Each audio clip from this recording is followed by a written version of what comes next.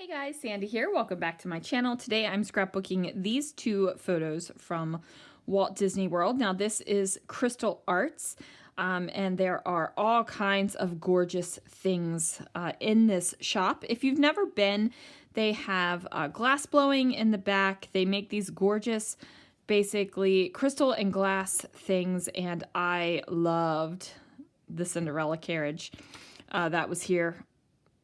I think it's something like $18,000 or something. I don't know. I can't read the little price tag there anymore, but this isn't really something I document a lot in my Disney albums, are the little shops. So I'm definitely going to make sure that this gets into an album this time. So let's see what I can do. All right, guys, so I have the Mickey head stencil here, and it is from my shop, scrappingreflections.com.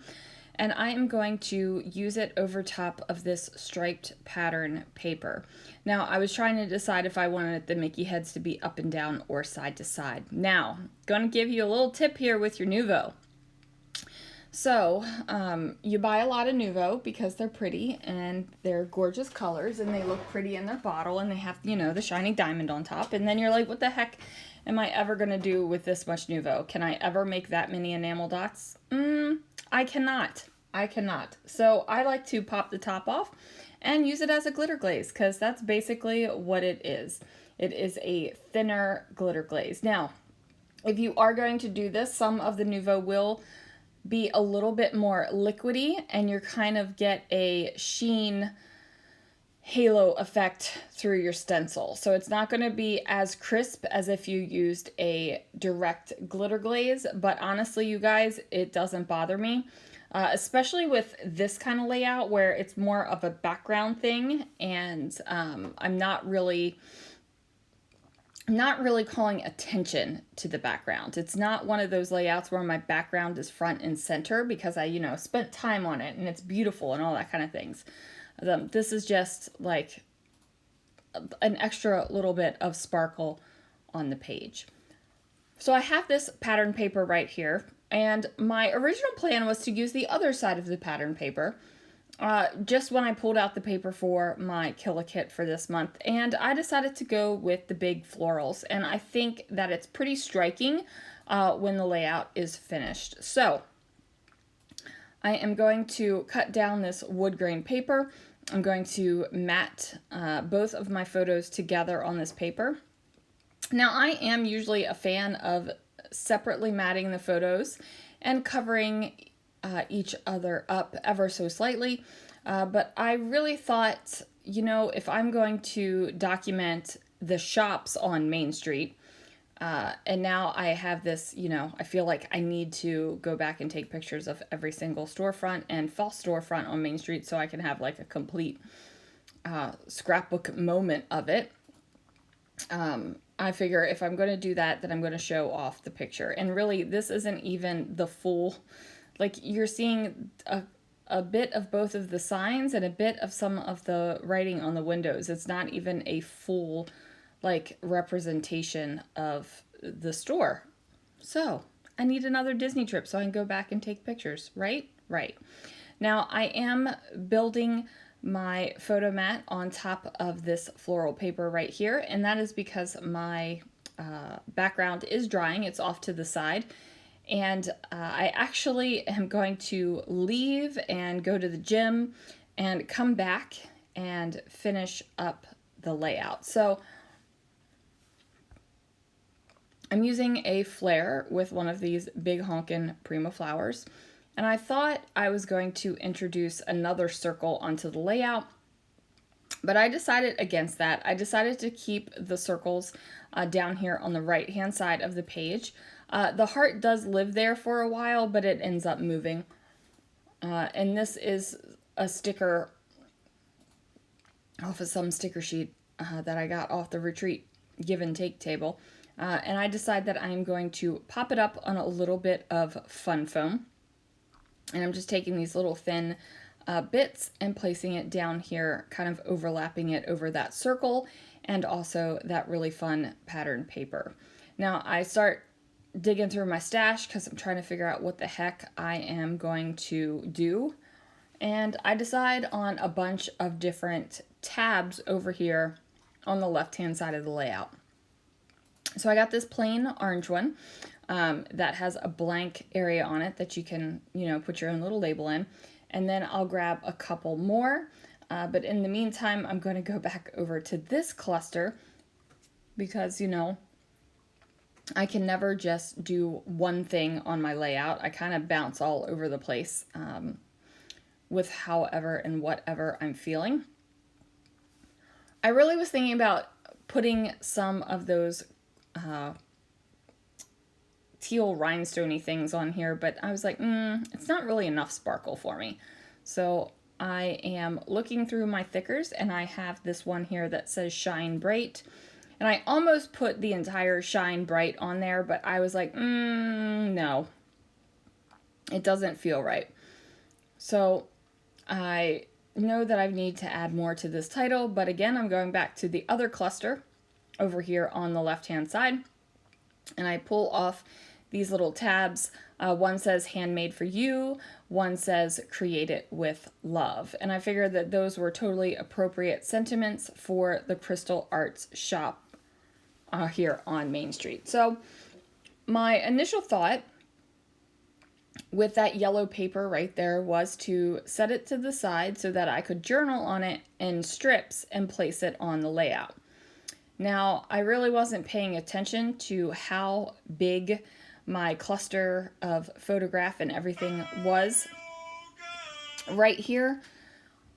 So I end up not doing the journaling strips, and that's just because, I kind of run out of room. And even though I want to document all the Main Street shops, I really don't want to have to say anything about them. It's like, this is a shop on Main Street, USA. Hooray. You know what I'm saying? So that is what is going to go there. Now I do decide to add in a little wood veneer. Now I do the wood veneer shoe, and then I end up doing the dove. Now I do the shoe because I have a couple of Cinderella glass slippers from the Crystal Art Shop. And I just figured it was appropriate. Totally makes sense in my head. So that's why it goes on there. Now I know that the heart is not really going to work there, so that gets tossed off to the side, and then I glue down the spar out of sparkle, and then figure once I get this on the layout, I will just place down the coal. Right? Right. Now I'm thinking about these super sparkly gold sequins, and I was like, maybe I should do an outline around the floral edge. And then I'm like, no, that's not really what I want to do either. So I'm going to mess around with my embellishments a little bit. And then I decide that the heart will go over here. And then I feel like I need to add a little bit of something that is going to ground this layout. Because I feel like there is a lot of there's a lot of color on this layout that is not neon, but it's starting to feel very neon to me. It's got that same feeling as neon where it's kind of like bright in your face. Here it is, well, bam type thing. And I just needed to tone that down a little bit. So I'm going to do that by using some black cardstock. So I have this black cardstock. I'm going to trim it down so that there is a thin border all the way around the floral paper. And I really feel like that just kind of brings it down a level. So it's not like way up here with like color in your face. It's a little bit more calmer now. So now I'm like, okay, I like this. This is going to work.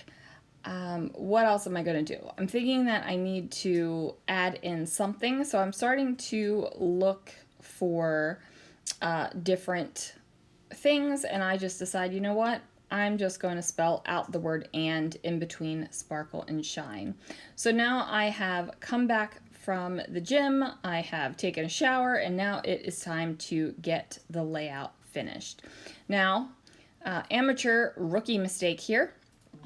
I did not actually leave my layout flat on the paper or on the table when it was drying, so it does have a little bit of a curve to it, so I had to add a little more adhesive. And then, like I always tell you guys, if you're going to put down paper over any kind of glitter glaze, any kind of Nuvo, anything like that, you're going to want to use a liquid glue. That way it gets down into the nooks and crannies and it's going to hold on for you.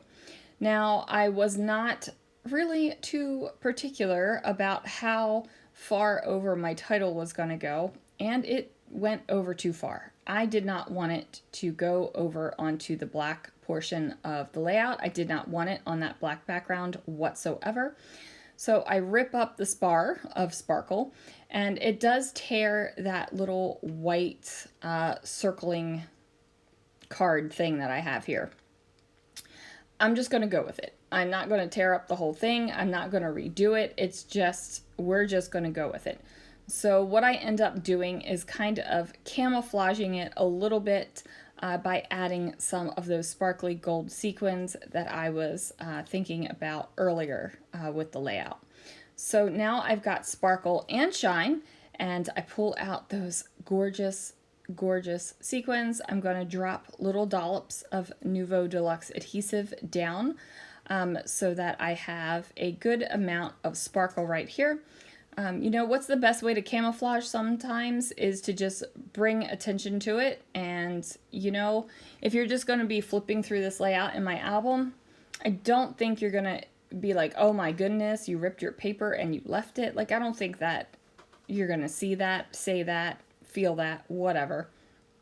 Actually, I hope if you do flip through and you see it and you feel it, you just keep your mouth shut because it's my album and there it is. Now, I am going to make sure that I get a good amount of sequins on this layout, and that is just to really reinforce the fact that I've got all these sparkly gold, it's not really gold, these sparkly pink and I don't know what color that is exactly, Mickey heads here in the background.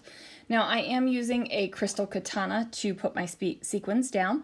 A crystal katana is an amazing little tool. It has a wax tip on one side and a blunt metal tip on the other. That way you can pick up and put down your sequins really easily. So that is going to do it for this layout, you guys. Thank you so much for joining me, and I will see you again real soon for another video.